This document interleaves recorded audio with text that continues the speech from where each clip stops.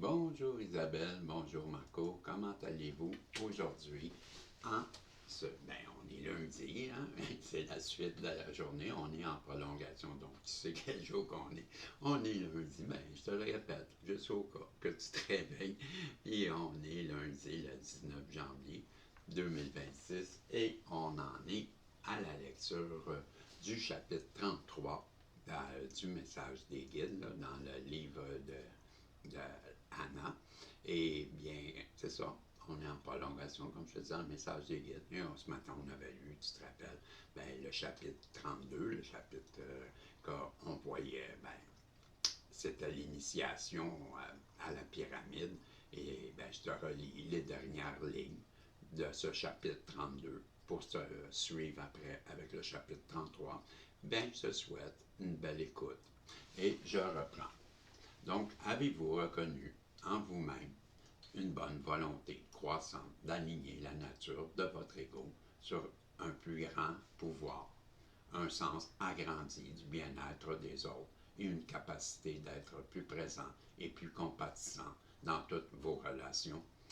Cette manière d'être très simple et pourtant très significative démontre que vous réussissez vos initiations christiques. Donc, le chapitre 33, Jean prépare la voie. Je vous souhaite de vous informer. Je souhaite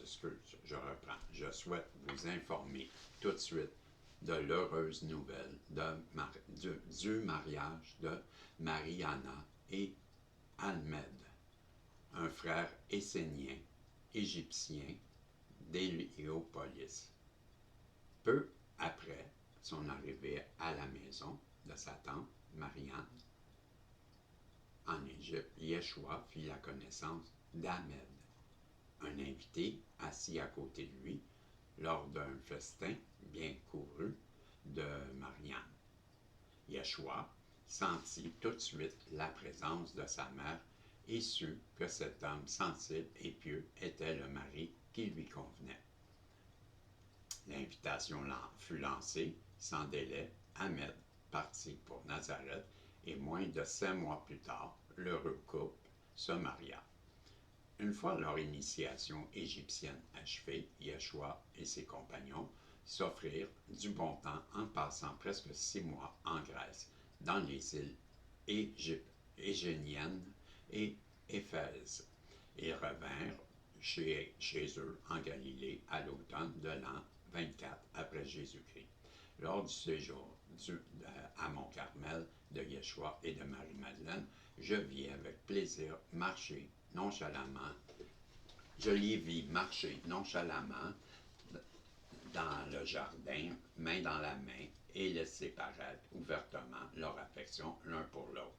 Toutefois, toutes les fois qu'ils étaient ensemble, tous les membres de notre communauté montraient leur approbation. De mon côté, pour être réellement honnête, j'avouerai qu'un aspect de ma nature humaine désirait encore secrètement voir Yeshua et Marie-Madeleine s'installer avec maison et enfants dans une vie relativement libre de tout stress. Cependant, je savais qu'il avait choisi une autre voie, ce qui causait à mon cœur de voler autant que de trembler, répondant aux regards interrogateurs, aux sourires gênés de la communauté. Yeshua annonça que ses fiançailles officielles avec sa Marie bien-aimée auraient lieu à la pleine lune de novembre. 2 ans après son mariage avec Ahmed, Marie-Anna invita donc les membres proches de la famille à sa résidence de Nazareth pour assister à la cérémonie simple mais élégante des fiançailles de Yeshua et de Marie-Madeleine. Marie-Anna était radieuse et heureuse d'avoir l'aide affectueuse de ses enfants aînés, car elle tenait sur ses genoux son petit-fils d'1 an, Jean-Marc, et elle était enceinte de son 9e enfant. Après les festivités, Yeshua et Marie-Madeleine annoncèrent qu'ils partaient bientôt pour l'Orient. Tous les compagnons de Yeshua qui l'avaient suivi en Égypte consentirent à faire ce voyage avec eux. Yeshua expliqua qu'il était important d'entrer en contact avec divers maîtres en Inde, au Tibet, au Népal et en Chine. À la fin du printemps de l'an 25 après Jésus-Christ, ils se joignirent à une caravane de négociants qui se rendait en Inde. La route commerciale suivait la piste de Yeshua avait emprunté auparavant. La route commerciale suivait la piste que Yeshua avait empruntée auparavant et qui traversait Damas, Palmyre, Séleucie, Kaboul et la passe de Kiber jusqu'au Gange.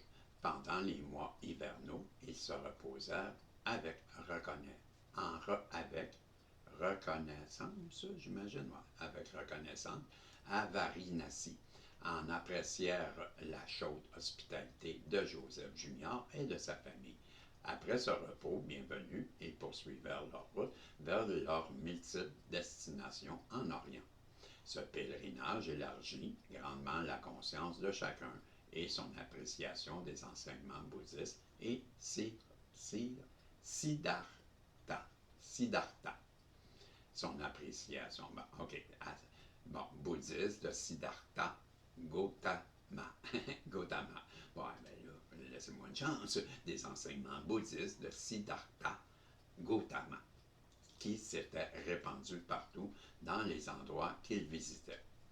Ils découvrirent aussi la conscience brillante et hautement éclairante du maître taoïste chinois Lao Tzu. Entre autres trésors, Yeshua rapporta un manuscrit très utilisé du Dao Jing de Lao Tzu pour la bibliothèque de Mont-Carmel. Cette synthèse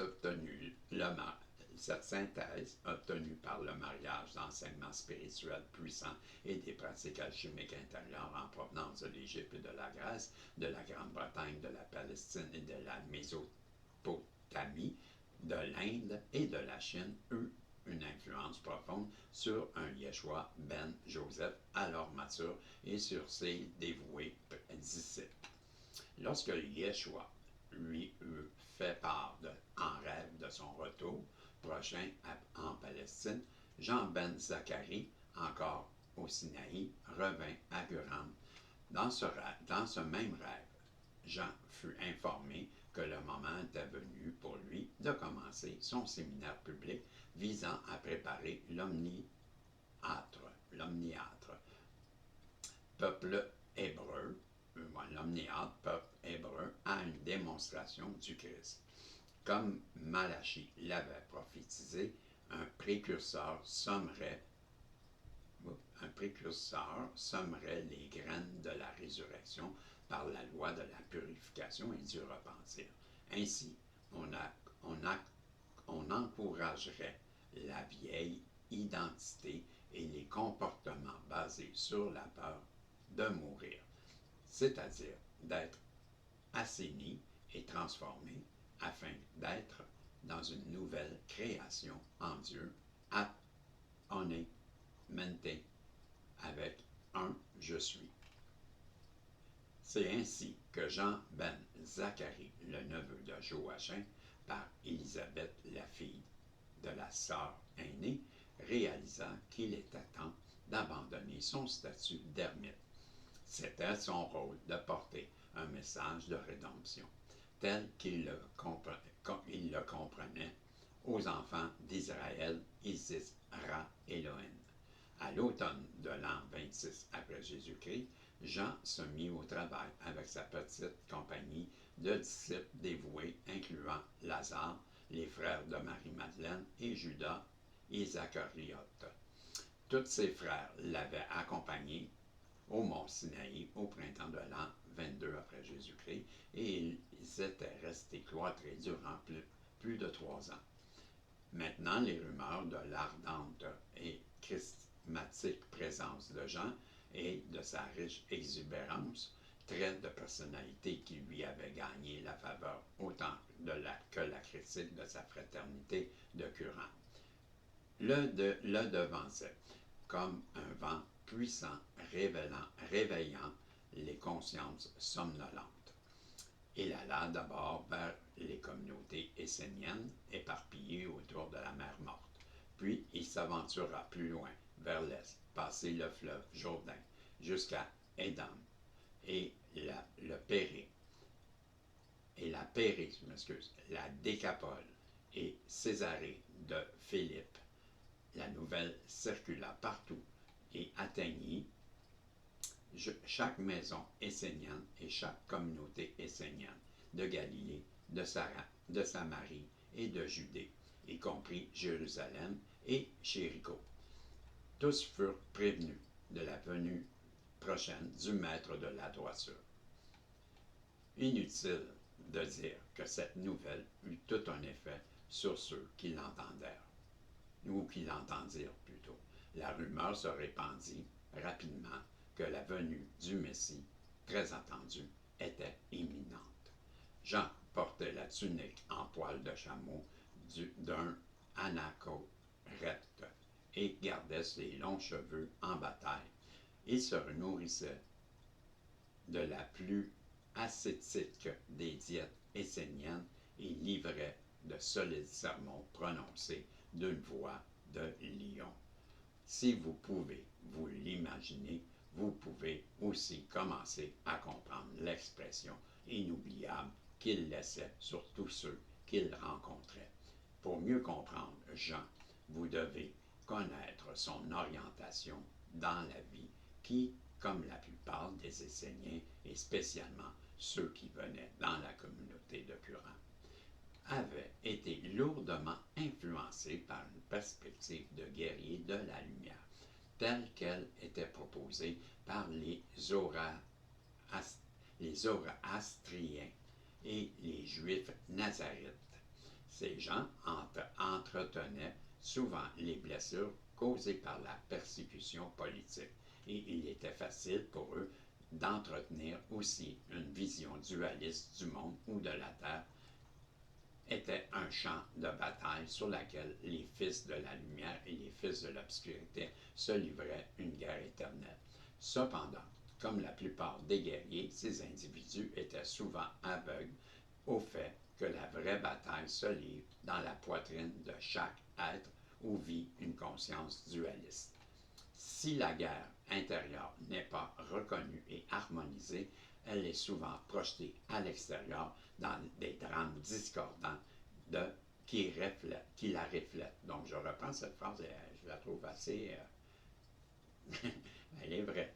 Donc, je reprends. Si la guerre intérieure n'est pas reconnue et harmonisée, elle est souvent projetée à l'extérieur dans des drames discordants qui la reflètent.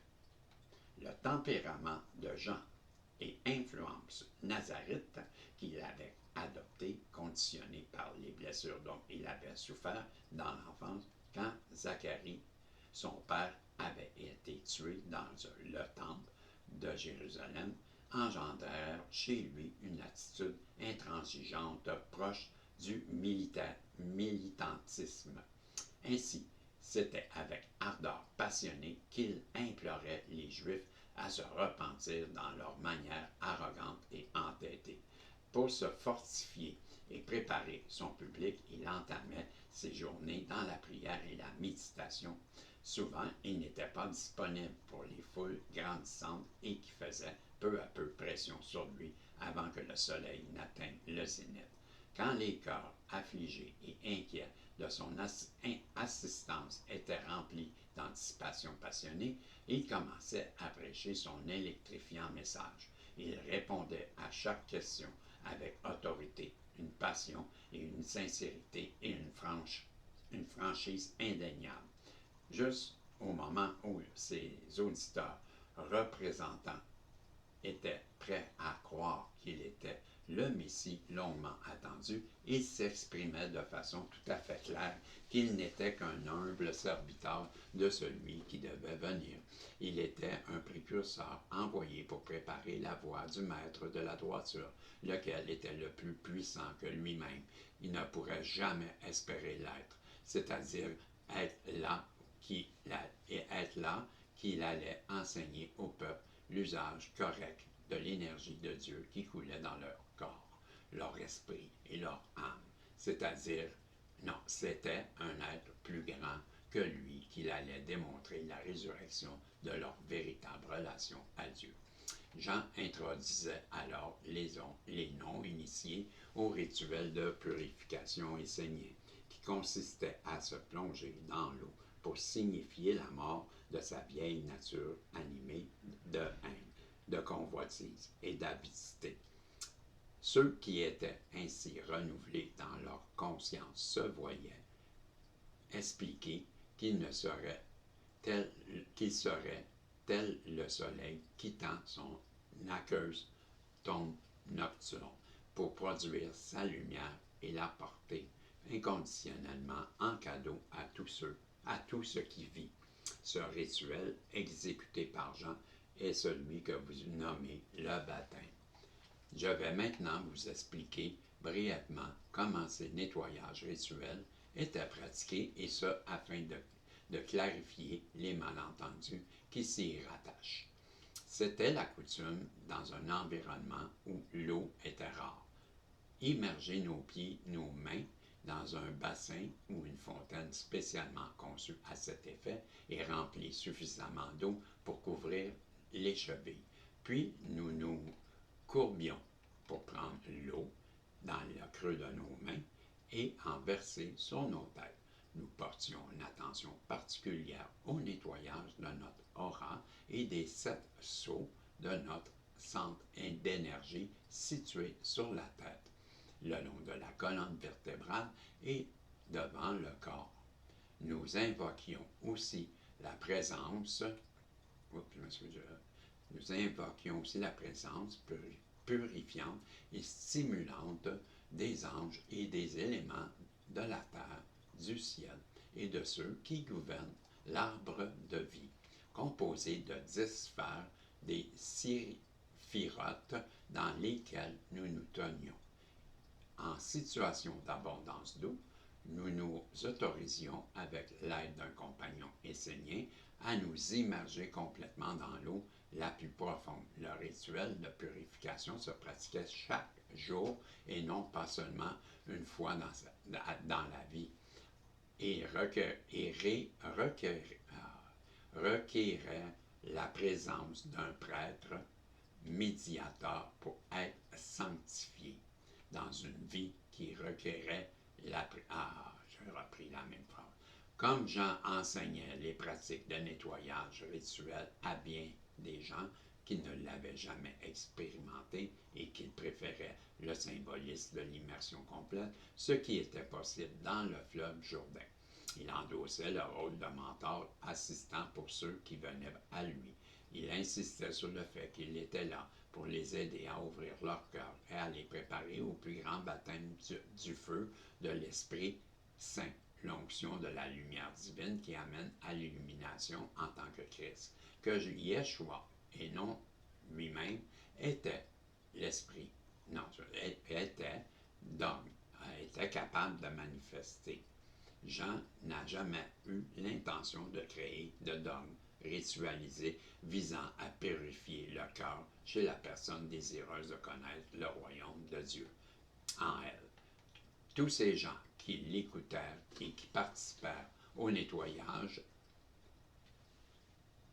rituel, chaque personne répondit différemment à l'expérience en fonction de son orientation religieuse ou politique. Par exemple, les Esséniens, alignés sur Jean au plan spirituel, se sentirent nourris et élevés par la manière courageuse avec laquelle Jean parlait hardiment de vérité. De leur côté, les pharisiens, sages à leurs propres yeux, parce qu'ils se considéraient comme des experts au regard de la loi, se sentirent perplexes et mis au défi. les Sadduciens, qui, à cette époque-là, jouissaient du pouvoir et appartenaient à la classe des riches, se sentirent quant à eux extrêmement menacés. Cependant, les fanatiques qui se disaient opprimés par la loi romaine virent en Jean un sauveur capable de libérer Israël du fléau du gouvernement étranger et de restaurer l'indépendance politique de la Palestine. Il y avait aussi ceux qui choisissaient de rejeter entièrement les discours de Jean parce qu'ils n'étaient simplement pas prêts à ouvrir leur esprit et leur cœur à une nouvelle façon de vivre. En conséquence, ils rejetèrent, voyant en lui un fanfaron et un fou délirant, vêtu comme un paria vivant de sauterelles et de miel dans le désert, en baptisant jour après jour nombre infini de gens. La plupart de ces gens ne l'écartaient pas si facilement de leur esprit. Son dévouement était intense, son attitude courageuse et sa contenance acharnée quand on le défiait. C'était cette force de la nature qui était le précurseur de Yeshua. Et c'est à lui, Jean, alors prénommé le Baptiste, que Yeshua et Marie-Madeleine se présentèrent à l'automne de l'an 28 après Jésus-Christ, Beth-Bara, sur les rives du fleuve Jourdain. Yeshua et ses compagnons étaient revenus d'Orient l'année précédente. La plupart d'entre eux s'étaient séparés au retour et étaient partis chacun de leur côté pour suivre leur préparation à la grande mission qui les attendait. Yeshua et Marie-Madeleine passaient presque tout leur temps reclus dans certains avant-postes esséniens du désert où ils avaient des sources d'eau thérapeutiques. Ils aimaient offrir à leur corps et à leur âme les soins profondément nourriciers dont ils avaient besoin depuis trop longtemps. Nathanaël et Mariam, alors revenus à Mont-Carmel, étaient ravis de les retrouver. Étaient ravis de retrouver leur fils, Benjamin, qui avait été consacré au service de Dieu en préparation de son rôle de rabbin. Les autres retournèrent au village et s'empressèrent de courtiser et de marier une partenaire convenable qu'ils souhaiteraient dans leur ministère après Yeshua au moment venu. L'année s'était écoulée rapidement et il était temps d'ouvrir la voie.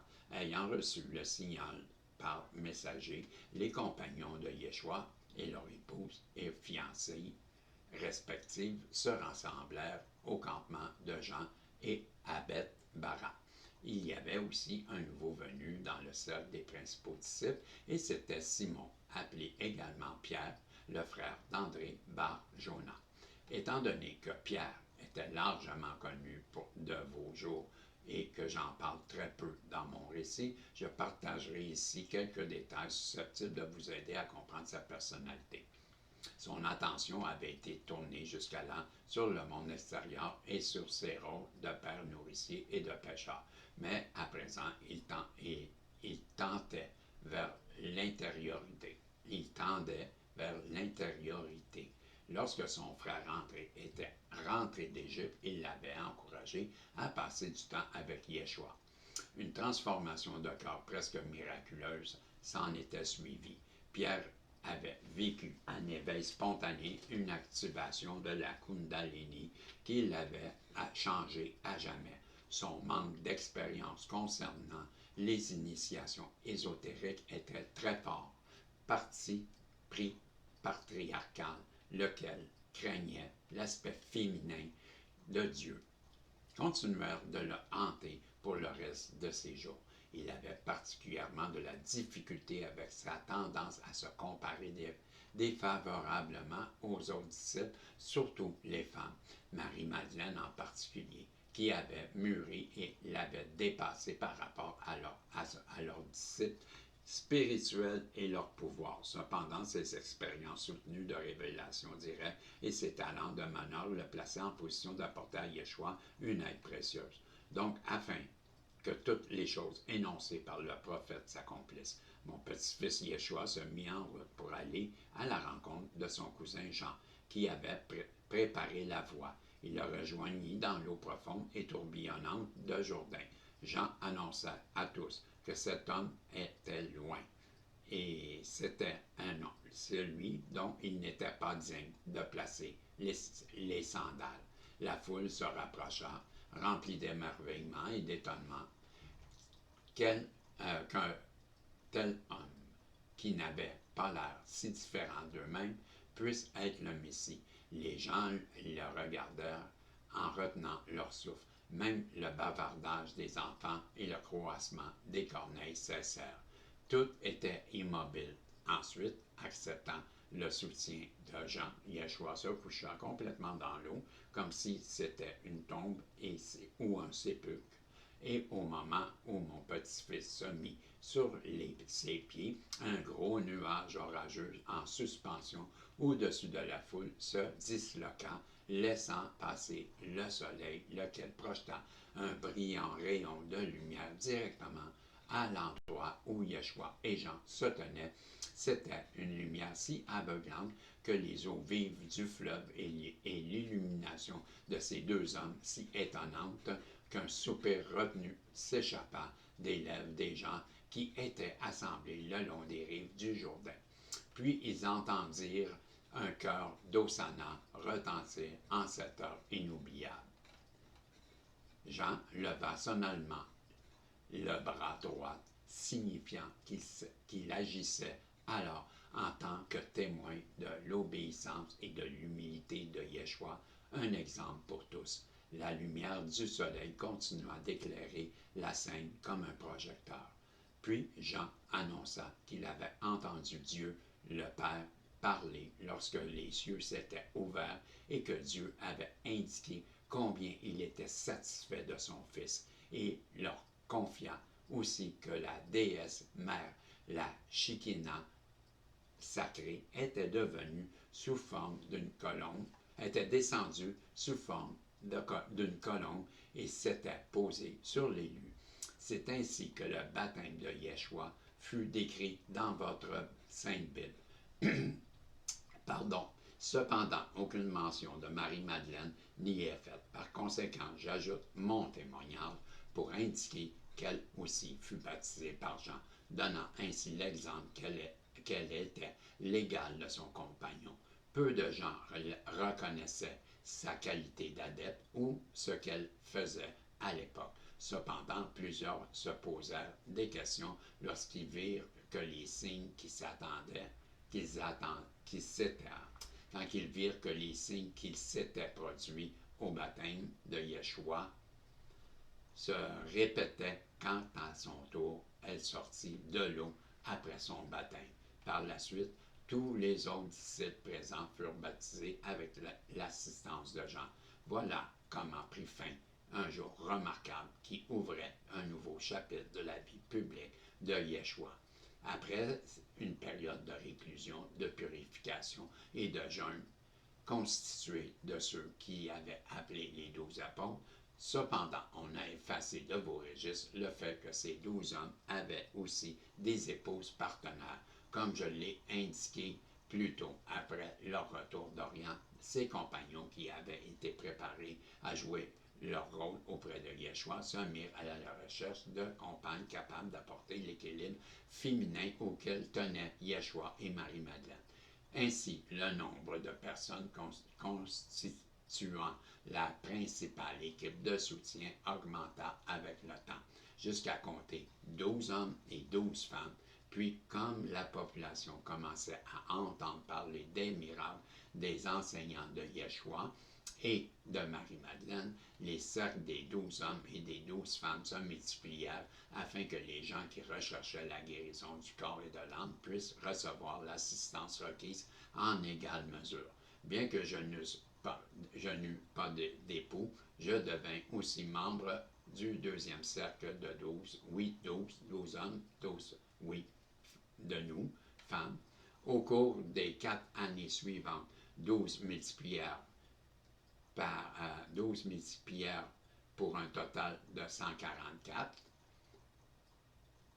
Et 12 fois 12, 144 disciples dévoués, 72 hommes et 72 femmes, rendant grâce à l'unité via le culte de Métatron. Quelle joie ce fut pour mon âme et mon poste de Mont-Carmel de me retrouver en contact avec Yeshua et Marie-Madeleine, à l'instar des membres, ma chère famille, voyageant tous ensemble parmi le peuple de la Palestine. Chapitre 34, les discours de Yeshua.